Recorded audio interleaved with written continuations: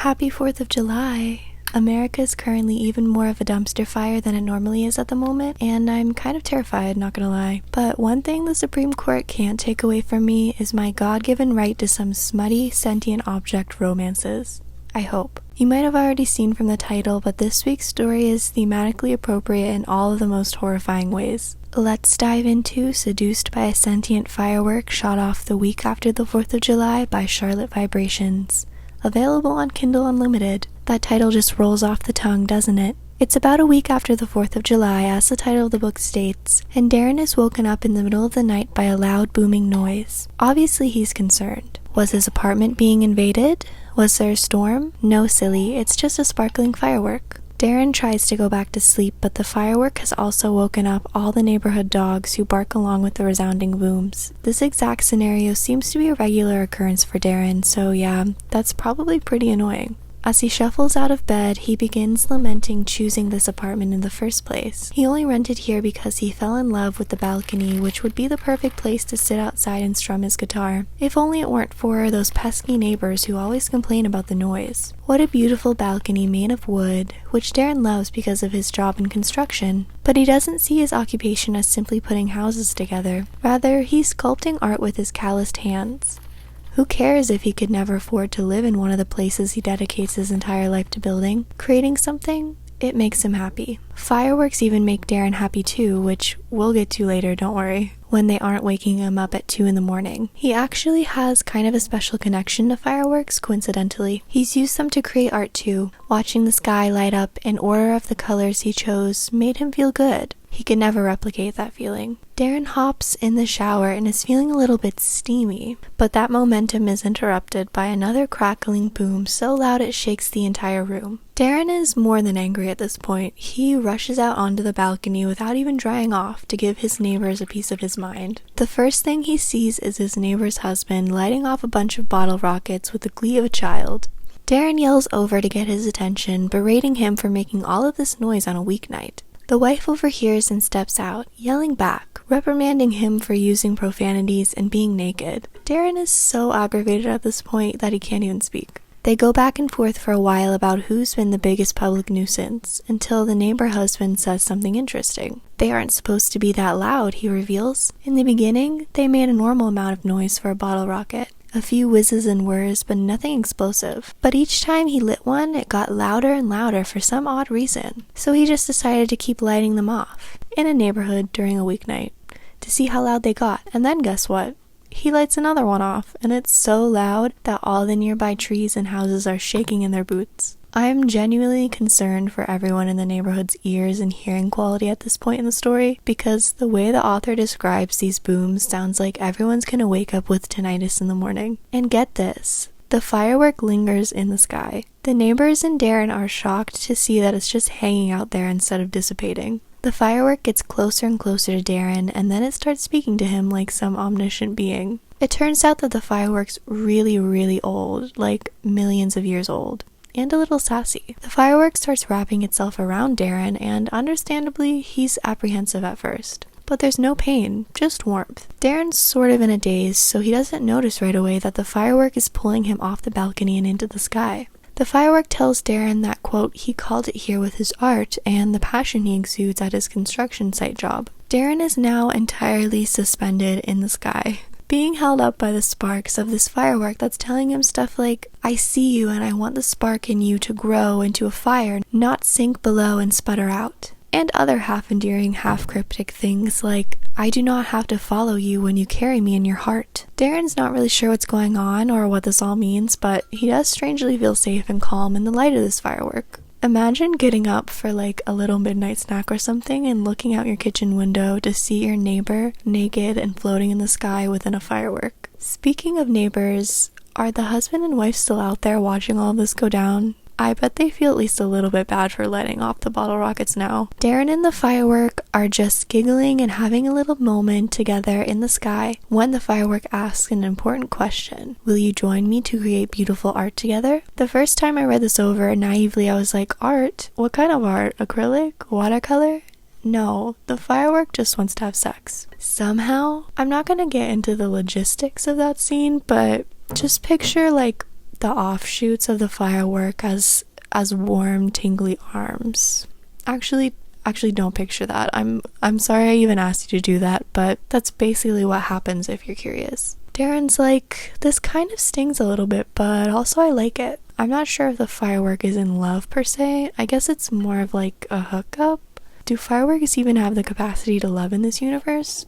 How would that even work? You know what? Those are questions for the author to answer, not me. Then the firework randomly drops Darren.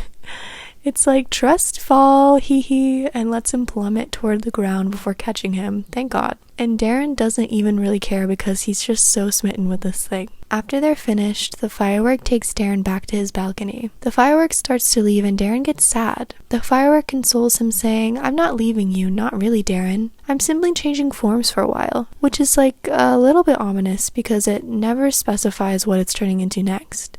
Is Darren going to be seduced by his coffee pot? Or maybe a potted plant or something? Surprise! The neighbor couple was watching the whole time. They lock eyes with Darren, both appearing terrified. I think it's safe to assume that they won't be lighting off more fireworks anytime soon. Then Darren goes back to bed. The end. Okay, now it's the moment you've all been waiting for. What do I think about all of this falling in love with fireworks in front of your neighbor stuff? I'm gonna be honest, the first time I read through the story, it made me weirdly emotional, and I had to take some time to think, because sure, we could all just have a giggle at this silly little story and then move on with our day. And maybe it's the English degree part of my brain, but I can't help but feel like there's an underlying message here. There's something deeper going on. This isn't just a sentient object romance. It's a story about repression versus expression and embracing authenticity. And perhaps it's a little gay too. I don't know, but I'm going to try and prove it to you. I'm going to circle back to some of the key parts in the story so we can discuss my interpretation of them. Remember the balcony? Let's start there. That's the main reason Darren even lives in this apartment, as he tells us when he's walking into the shower. He's, quote, fixated on the idea of the balcony. The wooden planks looked perfect for a chair to lounge in and pick at his guitar on long sunny evenings. It was a nice dream, and it remained a dream. The author paints this balcony to be a sanctuary of sorts, or at the very least just like a safe space where Darren can relax, create music, express himself however he desires. But that's unattainable right now because of his neighbors who restrict his expression, because it inconveniences them or makes them uncomfortable. Just like the balcony, Darren also has a special connection to a few other things in his life, like the work he does at his construction job. Darren refers to each house he makes as a work of art. And even though the other guys at the job would grumble about it, Darren never related to that. Building something made him happy. It made him come alive. From the beginning, it's clear that Darren has a strong affection for creation and for expressing himself through whatever he deems as art. This drive for creative expression is also closely linked to Darren's drive for desire. He reminisces about his job and the balcony and lighting off fireworks with his coworkers as he hops in the shower, which I think is another more private container for his expression. All of these memories lead him to an intimate moment of pleasure, another form of creation perhaps, using the cool water to drown out his heavy summer heat. Then, boom, he's interrupted by whatever chaos is happening outside again. This budding desire is left trapped inside Darren for now. Now Darren's out on the balcony naked, telling off his neighbors who don't believe they have anything to be held accountable for. The neighbor husband is allowed to light off loud explosive bottle rockets in the middle of the night because it's fun and he's entitled to that. But Darren can't softly strum a guitar because that would be too far. This is a part of the story where I was like, is this an allegory for being gay? It's just interesting because we've heard a lot of repression of authentic self-talk in the narrative so far, and also everyone else is allowed to freely express themselves in the story except for Darren. The only other characters are a straight couple who are allowed to be loud and have gaudy displays of expression, doing whatever they want just because they want to. Darren can't even enjoy sitting on his balcony without them belittling him. They are allowed to be seen and heard, and Darren is not. Now the fireworks come in. They keep getting louder and bigger, almost like when you bottle something up and the feeling just grows until it has no choice but to explode and demand attention. Darren's literally outside and naked. Then this sentient firework approaches him, lighting him up. There's no more hiding. I think the choice to use a firework as like the being or whatever it is really a perfect fit. Fireworks are almost inherently obnoxiously bright and loud, which really shows for Darren that you can't repress something, a part of you that's meant to take up space. And at first, Darren's scared of all this. It's sort of foreign to him. When the firework reaches out to touch him, he flinches away, expecting the stinging heat of the falling sparks. But instead, there's no pain. The heat imagery shows up here again, like in the shower. This time though, it's not suffocating, it's warm and inviting, and even in the face of Darren's fear, the firework remains full brightness, full volume, loud as thunder. The firework is fluid, full of ever-changing flowing colors that draws Darren in. This thing is a firework, but it's also self-assured authenticity, a missing piece of him he only really connects to through art because that's one of the few times he can actually express himself. The firework sees him. The firework is him. Darren just needed to be reminded of that. Finally, the firework asks, "Will you join me to create beautiful art together?"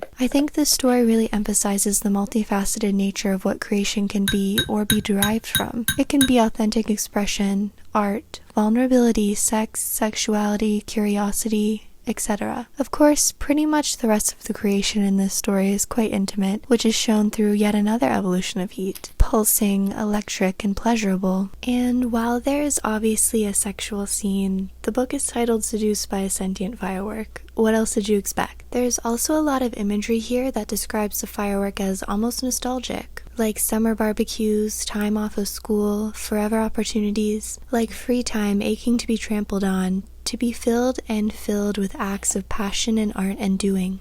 I love this description in conjunction with the authenticity the firework represents, because a lot of the times our truest form is just an adult version of us as a kid, you know? Like that's what we spend so much energy trying to distance ourselves from as an adolescent, but then once you hit a certain age in your adulthood, that's who you want to get back to. Or at least that feeling of carefree freedom of expression. Right at the end, Darren gets upset that the firework is fizzling, but it says, "I'm not leaving you, not really, Darren. Something that's a part of you can never truly leave.